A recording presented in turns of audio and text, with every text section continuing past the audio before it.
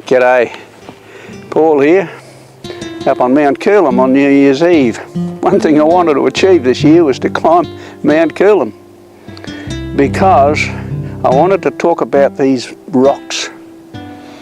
In Matthew 4:4 and in Luke 4:4, Jesus is up on the Mount of Temptation. And I guess it was probably a little bit like this. I've been there, it certainly was as high as Mount Coolum. So he's led by the Spirit in the wilderness, he's on the Mount of Temptation, he's there for 40 days and he's getting hungry.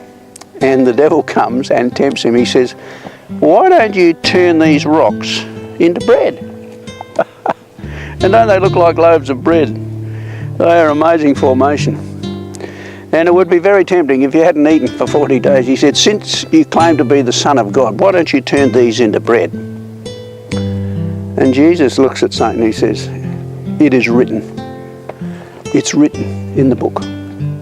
It is written, in fact it's in Deuteronomy.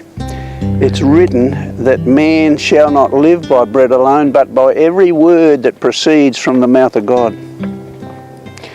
So that tells you one thing, that he knew the word. He studied that word, he studied Deuteronomy, he studied the law, he knew it, and he quoted it back to Satan, who was trying to get him to turn these rocks into bread.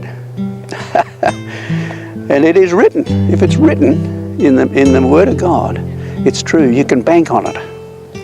And that's what I want to recommend to you today, that you get into the Word and allow the Word to get into you. Jesus said, I'm the vine, you're the branches. If you abide in me and my words abide in you, you can ask anything you want and it'll be given to you.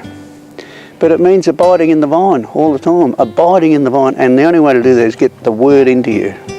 So man doesn't live by bread alone, but by every word that proceeds from the mouth of God. We're not going to turn these rocks into bread, even if we were the Son of God. There you are, a little meditation from Mount Coolum. You have a great day.